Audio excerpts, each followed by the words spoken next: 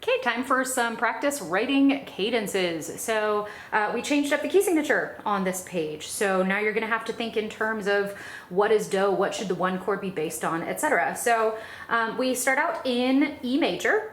We've got 4 sharps, E is do, and if you look at your cheat sheet, well, you can do the sort of diatonic scale like we did before and actually build one yourself if you'd really like to. If it's still just a little foggy, that might be worth it.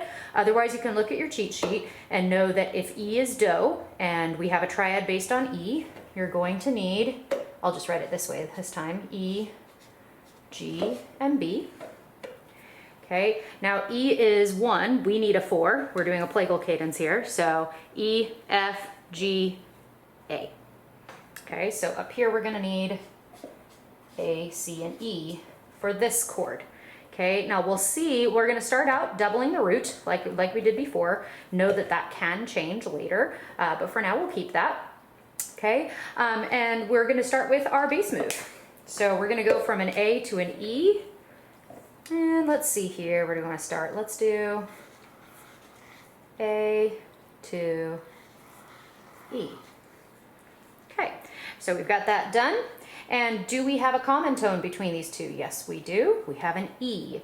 And let's throw it here. I mean, E would be okay if you're kind of going through the checklist in your head. If you wanted to put the common tone in the tenor, E would start out here. Or the tenor would start out here, and then the basses would take over for that note. And as you know from choir rehearsals, when that kind of cross voicing happens, it's kind of tricky, and it's not super necessary. When you're the one writing it, you can choose to avoid that. So, and I didn't include that on the voice leading principles, but cross voicing is also something you want to try to avoid. Okay, so let's not do it in the tenor. Let's have, let's just put it here. So we've got E and E. And do we have a leading tone? Now the leading tone in the key of E, E, F, G, A, B, C, D. Okay, so D is a leading tone. Do we have one in here? No, we don't. Okay, so now we're free to make choices from here. So in this chord, we need an A, C, and an E. We've already got an A. We've already got an E. We need a C somewhere. Just looking at kind of where we are, like that might be a good option for tenor. If we start C for tenor, is there somewhere nearby that they could go for the next move? Yeah, there's a B, so that might be a good option. So let's put C in tenor. And then let's see here. We can double the A, or we can double the E. C would be our last choice. We don't really want to do that. So let's actually let's put the A up here. Okay, so now I've doubled the A. Okay, so we've got 2 of these. Everything else is just 1. Now let's see what we can do from there. So we saw that B was nearby here, so we can keep that pretty simple. For the tenors, it looks like that E turned out to be an alto line. The bass, or the soprano, can go from A to what? Well, we already have E, B, and E. We need a G in there. So that works out perfectly. It can go downward, and we find G. Okay, that's actually pretty good voice leading. So, so once again, just to kind of review, so just to kind of go back to our principles here, avoiding parallel fifths and octaves. I don't see any octave or any voices that are an octave or a fifth and apart moving in the same direction. So that's good. Oftentimes I'm looking for contrary motion, like the tenors and basses are going inward and the sopranos and altos are moving closer or moving outward.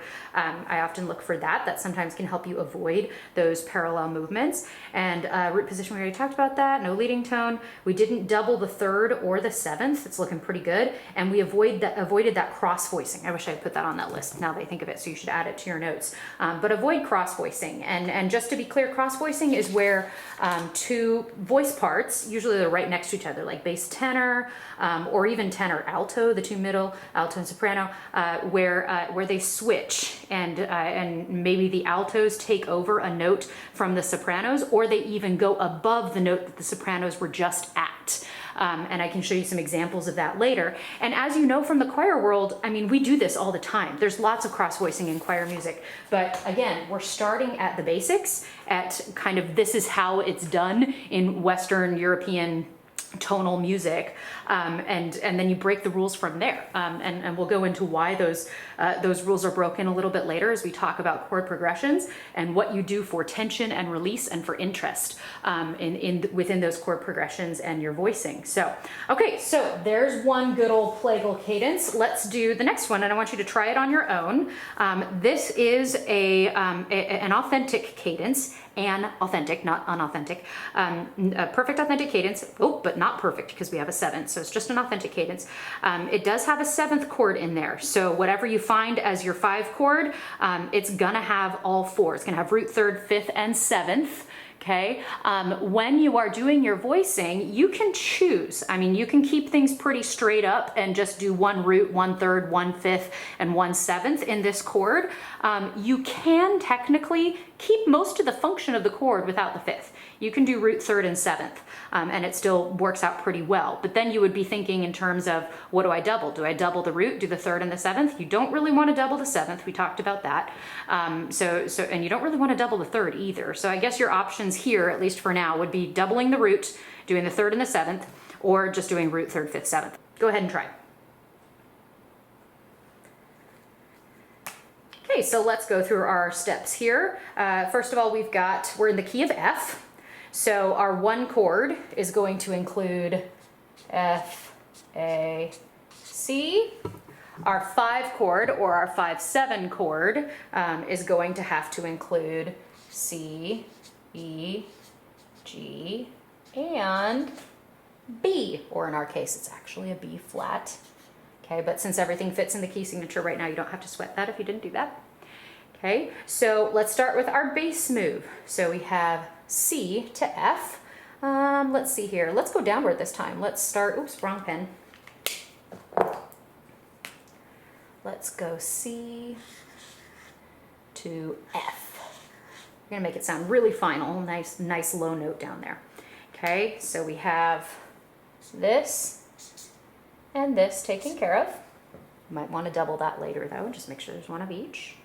Okay, then we have a common tone. Our common tone, when we're looking across, our common tone ends up being C. So somebody should stay on C.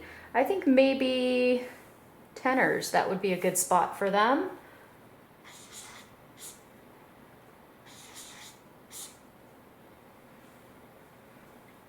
Okay, so yeah, we've got those all taken care of.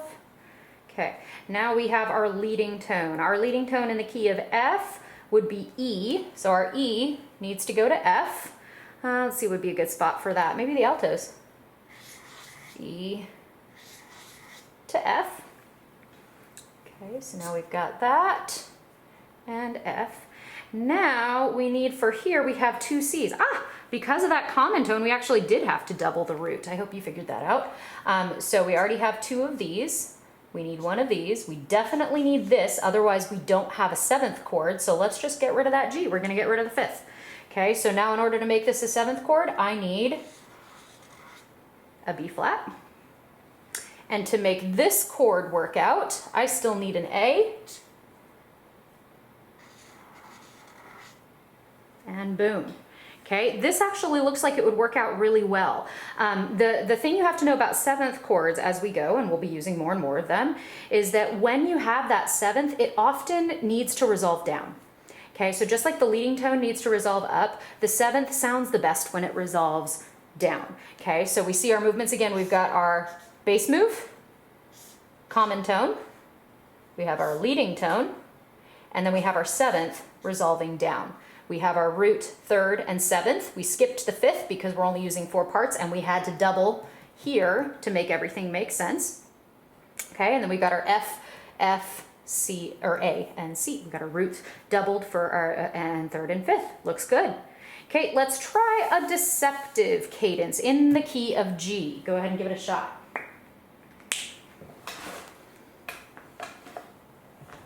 Okay, so we're in the key of G. And we want to know what the root is for a 5 chord. So G, A, B, C, D. Okay, so a D chord is going to be a 5 chord here. So we're going to need D, F, and A in there somewhere. And then this is going to be rooted on E, right? G, A, B, C, D, E. It's the 6th degree of the scale.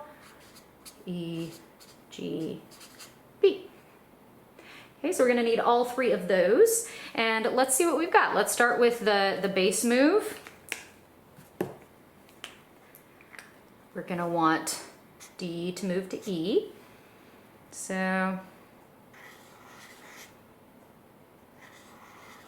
now this pretty much oftentimes locks us into a little step up for the basses, because think about the alternative, either one little step up or an entire leap a seventh down.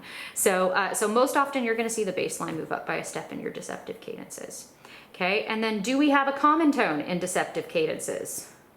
We do not, so we're gonna skip that. Let's go to leading tone. Leading tone is an F in the key of G, right? G, A, B, C, D, E, F is your 7th degree, your leading tone. Okay, so you're gonna want that F to go up to G. Okay, and if we put it here, that's gonna be really close together. Let's do it over here. Who knows if that ends up being the soprano or the alto? F to G. Okay, and then we have leftovers. So let's see what we have from here. We need an A in here. We probably also want to double the D. So let's do that here in the tenor line. And put the A here. Let's see how that works out. And I'm kind of doing these on the fly just like you might be. So unfortunately I'm using a marker so I can't undo it very well. But the best way to learn this, in my opinion, is to just do it, write it in a pencil, and then see what kind of problems you might have. If it looks funky to you, or if you just play it on the piano and it doesn't sound right, try a different combination. That's the best way to learn. Okay, and then over here we have an E, we have a G, we need a B somewhere. I think maybe right here. So that's a nice little leap down for the tenors. And now if we double the E, then that would give the E to the altos. That's a nice little parallel third downward, which is totally okay. Parallel thirds are allowed. And then we have that contrary motion in the tenors and the basses. So I think that'll be pretty solid. Okay, let's do this one down here.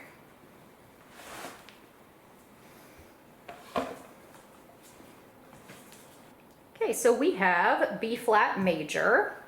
I'll run out of room here. We have B flat major. I'm going to put the letter names down here. Can I see that on camera? Yeah, I can see it on camera. Okay, so we have, for our 1 chord, we're going to need a B, or B flat, D, and F. And for our 5 chord, B, C, D, E, F, it's going to be an F chord. We need F, A, and C. There's no 7th in this case, just a plain old perfect authentic cadence. Which means we can follow this to the letter. So let's do our bass move first. We're gonna be going from an F to a B flat. I mean, we could go from here up. We haven't done that in a while, why not? F to B flat. We'll see where it takes us from there. And again, as you're doing these, you probably could be getting some different answers. If I start the F up here in the basses, that's gonna change what I have space for in my middle voices up here and might limit my options or send me down a different path. So even this first move could give you a different answer. Doesn't necessarily mean it's wrong. So if you get a different answer than me, maybe try, if you got the ability to do this, try playing it on the piano both ways and seeing which ones you like, getting used to the spread out versus closer together voicing, whether the common tone is in the altos or the tenors, or maybe even in the sopranos, you never know, and how that affects how you hear things, because in this case you're kind of dipping your toes into being the composer, so you're going to get some different answers.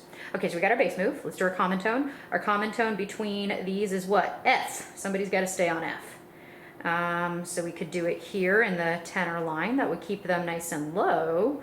Might change our options up here. No, why not? Let's give it a shot. We got F,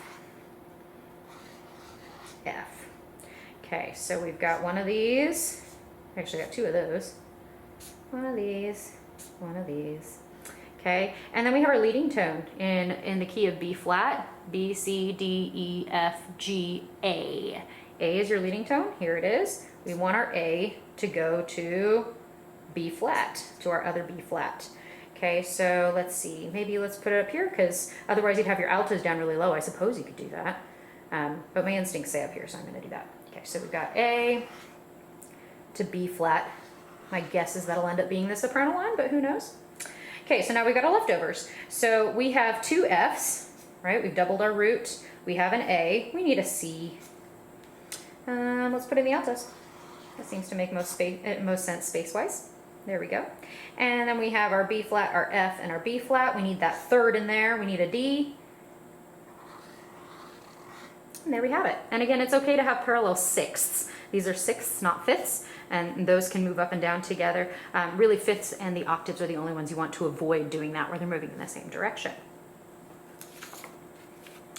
Now this last one, I actually included a 1-6-4. So you might go back to look at your inversions. When we first talked about inversions, a 6-4 means you're in second inversion, a second inversion. If it was just a 6, that would mean you're in first inversion.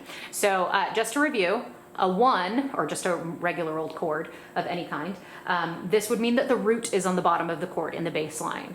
A 6 would mean that the third is in the bass line on the bottom of the chord. A 6-4 means that the fifth is on the bottom. And so we're gonna build this chord together. When you see a 1-6-4 followed by a 5-7, this is why they're kind of in brackets because they're buddies. When you see that followed by a 1, functionally speaking, and I wish I could play this for you a little bit more easily, maybe in our Zoom class. Functionally speaking, these two chords together function kind of like this. Like a 5-1. So it's like an alternative version of your authentic cadences, and I'll show you why. So see if you can handle this on your own. Just know that your one chord, so I'll give you at this part, the first part anyway. We've got 3 sharps, so we're in the key of A, okay? And with your A chord, you're going to need a C sharp, E. And if it were a 6 first inversion chord, this would be on the bottom. Since it's a 6-4, E is going to be in your bass. So build one of these chords. You might even still double the root if you want, but E has to be in the bass line. Okay, so give it a shot. Okay, so now let's see what we have to do for our 5-7 chord. Since you're in the key of A, your 5 chord will be an E. So you're gonna need an E, G, B, D, there's your 7th, okay, and technically this is a G sharp, so we'll put that in there. Okay, so those are the notes you're going to need there, and then of course you end on a 1 chord with A in the bottom this time because there's no inversion symbol, C sharp, and E. And having A in the bottom will make it sound like the ending this time. It'll make it sound like more final and more stable, having A in the bottom and perhaps even doubled. Okay, so we're going to start on the bottom here. Maybe you come up with a different answer. I'm going to give you one of them. And feel free, by the way, to take a picture of whatever you came up with, and we can do this in Zoom if we want, or I can make video responses next week and show student examples of what voice leading you used and the strengths or possible weaknesses you could have using that type of voice leading. That's really the best way to do it, and I wish we could do it in person, but here we are, so we'll do what we need to do. So we start with our E on the bottom. Okay, so that's done. Now we definitely need an A and we need a C sharp. So let's see here. We probably want to double the A. Let's put the A here. And C sharp maybe here. Not sure how this is going to turn out. We'll see. And then maybe the sopranos get another A. Okay, so I've got 2 A's. Boom, boom. Got my C sharp and I've got my E in the bottom. This is not going to feel super stable, but it is still a 1 chord. It's a 1-6-4 chord. Okay, so now let's see if we can still kind of follow general rules going from here to here. Okay, and the general rules, because this isn't the same as cadence writing, but it's similar principles. You're going to try to avoid those parallel fifths and octaves. You're going to try to avoid cross voicing and see if you can, if there are any common tones, try to keep them basically running the same direction. So for example, our common tone is E. It's in the bass. So let's start with that. We have a common tone, which also happens to be our bass move, doesn't even move. Okay, so you're going to keep that there, and if I recall correctly, pretty much every time you have this situation, 1-6-4 to 5-7, you keep the bass as the common tone all the way across. Okay, so we've got that. We're also going to want a G sharp somewhere, and we could go down to the G sharp from here. We could also do it in the tenor line. What else do we need? We need a B. That might be a good thing for the tenors to take over. And then the D can go up here. We'll see. I think I like spreading out the tenor. Let's go from A, from the tenors, to B. I'm gonna have them go up here. We'll see if we like it. Okay, now we still need the G sharp and D, so it would make sense to have C go to D, A down to G sharp.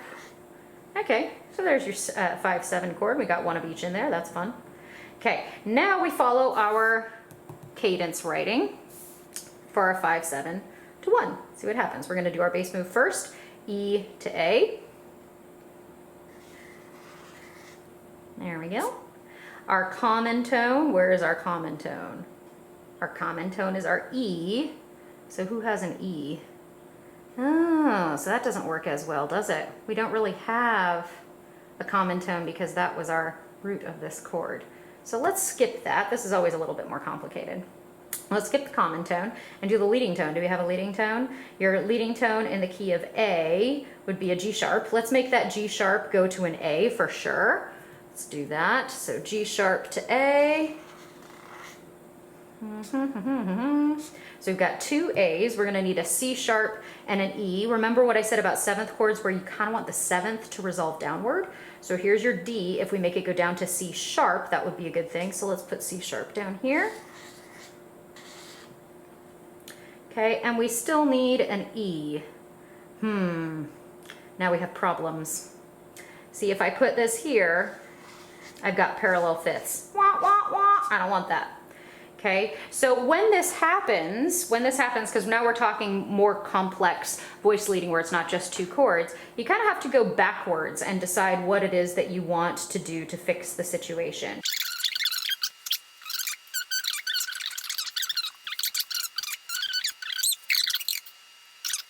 So it was bugging me, so I made a fresh one. So this is what we were working on. It started getting messy, so I decided to start over again because I knew I was missing something, and I remember.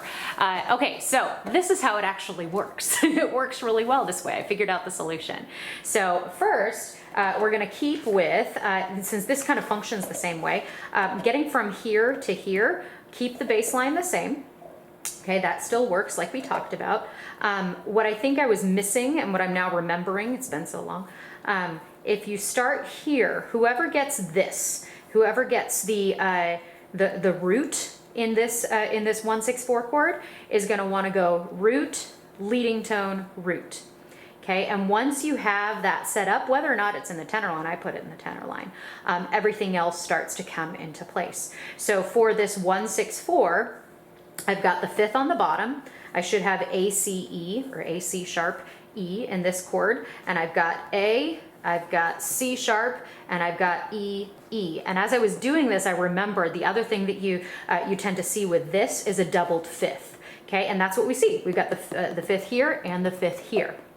Okay, and then our 5-7 over here, we should see E, G sharp, B, D for a seventh chord. Here's your E, G sharp, B, D. So it's that seventh chord, it's just split. The third on the bottom, third on the top. And then of course, going from here to here, we follow all our rules. Here's your bass move, here's your leading tone, and this particular time, because you've got the seventh, you don't have the common tone in the same way that you did. And then you fill in the leftovers. So this is what it would actually look like. I wanted to include one of these with the 1-6-4 and the 5-7, so you could kind of see that that happens from time to time as you're looking at real music. This still functions like a 5 chord to 1, like an authentic cadence at the end of a particular phrase or section.